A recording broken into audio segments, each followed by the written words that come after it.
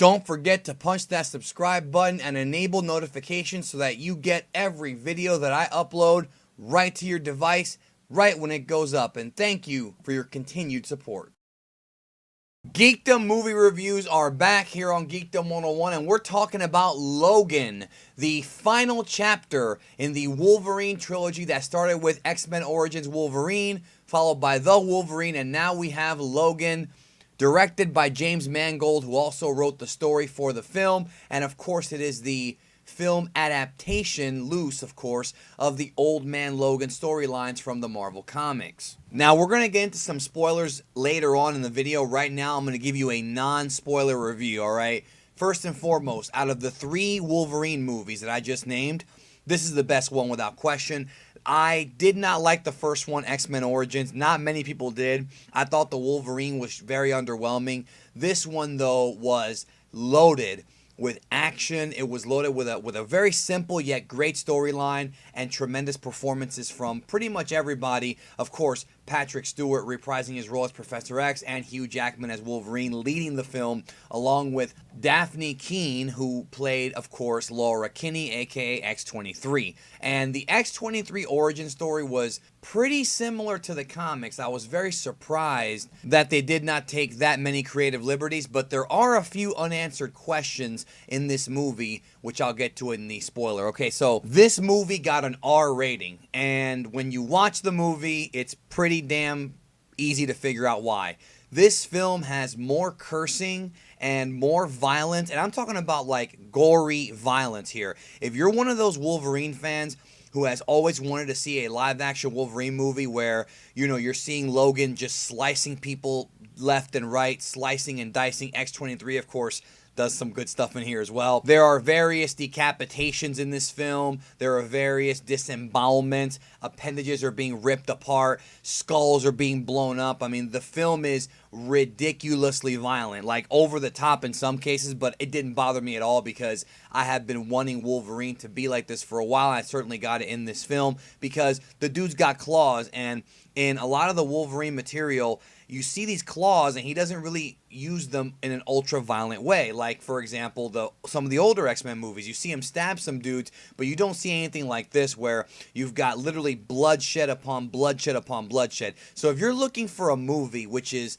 again, very similar to Deadpool, it is very similar, and as far as gore goes, lots of profanity as well. If you're looking for a film like that, not a lot of comedy though, but if you're looking for a movie like that from Logan, this is the film you've been waiting for without question. This is the movie you want. The other thing about this movie that you should know before going in is that this is a very, very depressing and sad movie.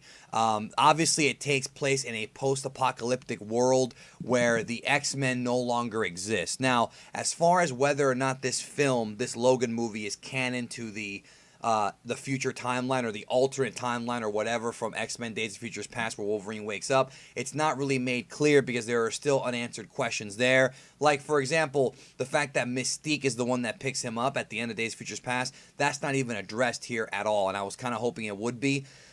So we do know for certain, though, that this film takes place in the year 2029, and thus it is much further into the future than the last time that we saw Hugh Jackman and Patrick Stewart on screen together, which was the end of Days of Futures Past. So there's a lot of time that happened in between then and this film, and there aren't many questions answered here. I'm left the film wondering, what the hell happened? I mean, they stopped the Sentinels from ever being created in that film. In this film, there's virtually, if I missed it, I'm sorry, but I didn't hear a single mention of the Sentinels at all because they were stopped, obviously, in the distant past. But I still don't know. It's not really told what happened to the X-Men. They're just not around, and we don't know why. In fact, many mutants are not around. But as the film progresses, it does tug at your heartstrings. Like, you're going to watch this movie, and you're going to be like, damn, like, fuck, like, over and over again, because, you know, the things that happen, there's tragedies in the film. I'm not going to go into it. Go see the movie. There are lots of really sad moments. Professor Xavier, for most of the film, is really, really old and fragile and weak. And, you know, Logan himself is also old and fragile and weak. But obviously, because of his healing factor, he's a lot stronger. So it just feels, the film feels very, very empty as far as like missing the characters that you love. Like if you're expecting this to be a sequel to X-Men, it's not. It's just the Logan story with Patrick Stewart in it. And that's one thing I wanted to real quick talk about is the relationship between Logan and Professor Xavier Charles. I like the fact that they have like a father-son thing going where you have Logan, who's also aging himself, who's actually older than Charles Xavier because he's lived for, hundreds of years, but they still have that father-son bond, right? And you see the juxtaposition, the mirroring of the father-son bond between Logan and Xavier happen with Logan and X-23. And I thought that was really, really good writing there. And it really, really grabs you by the heart. This movie really grabs you by the freaking heart. As far as anything that I did not like about the film, with the exception of the fact that it was pretty damn sad, and I'm not one of those guys who's against films that are depressing and sad, just know what you're getting into, guys. This is not your positive X-Men movie like some of the ones in the past, like X2, for example, or X1, or even Days, where you had like a happy ending and a happy story all throughout. This movie just keeps hitting you in the damn head with depression. But boy, is it action-packed. I mean, if you're looking for an action movie, a popcorn film that is ultra-violent, this is the movie for you. And other things that I did not like is I felt the villains were a little bit underwhelming, okay? We have, of course, the Reavers are the villains of this film, and they did their job decently. I just felt that they were a little too, what's the word I'm looking for? I don't want to say generic, but we've seen this before. It's, laboratory experiments. I mean, we saw that with William Stryker and things like that, playing God, so to speak. We've seen this in other Marvel films and X-Men films. Donald Pierce pretty much takes the majority of the movie as far as being the villain. And of course, there's Xander Rice. I wasn't really feeling it, honestly. I thought that it was somewhat of an underwhelming character and kind of a hammy performance from Donald Pierce. It was just kind of water we've treaded before. Now, there is a real kind of, quote, final boss that Logan has to fight, which I'm going to be saving for the spoiler section of the review, because I do have some nitpicks about that as well. So, if you are an X-Men fan, if you like violent, gory movies with lots of action, dudes getting sliced up, blasted, explosions, if you're into that type of shit, this is the movie for you. Do not skip on Logan. And if you've seen the other Wolverine films and you're a fan of this franchise, you almost have to see it, because I believe this is going to be the film that's going to be the last one in the timeline. In other words, unless they do more time travel shenanigans, the next X-Men film, which we believe is going to take place in the 90s from Bryan Singer, we believe that to be the case, although I'm hearing now that may not happen.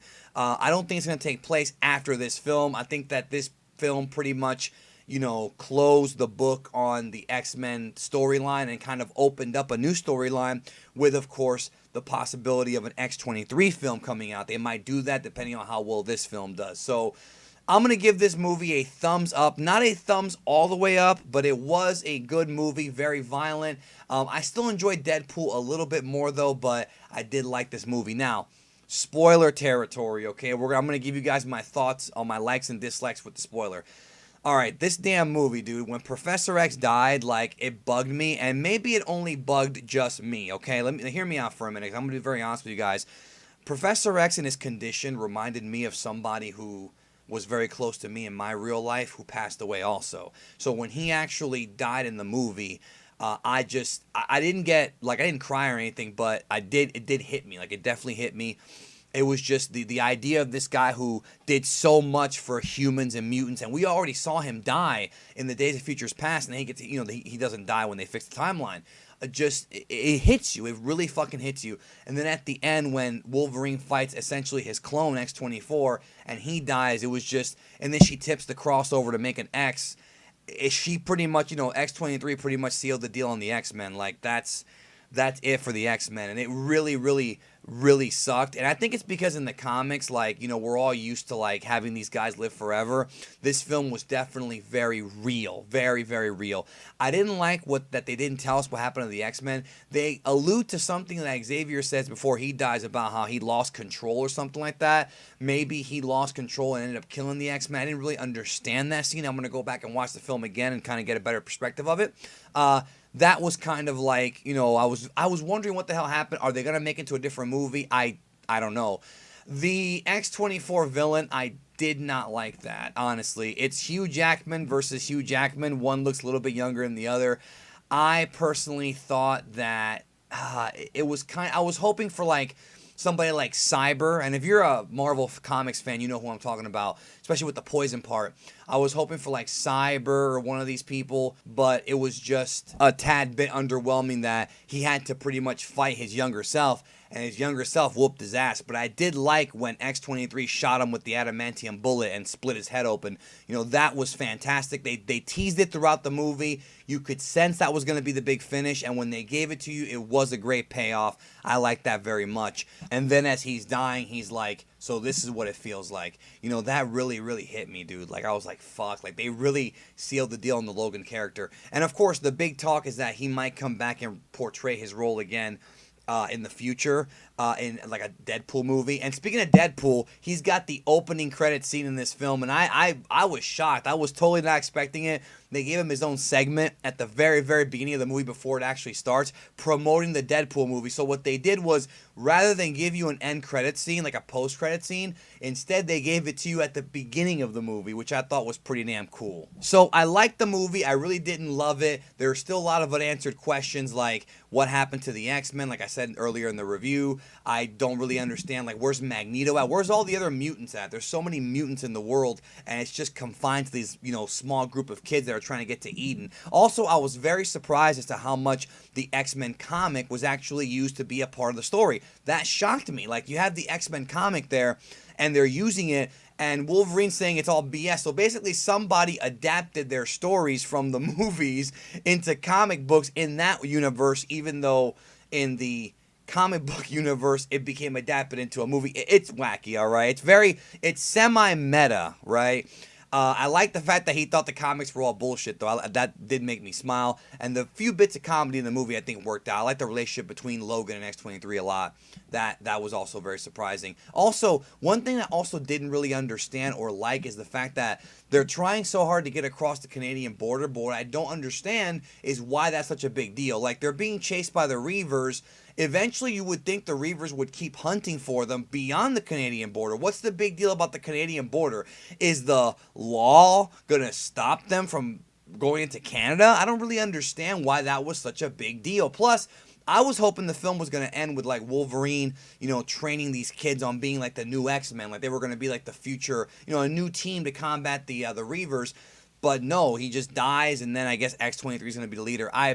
I don't know. It left me a little bit empty, to be honest. I still like the movie. I didn't love it.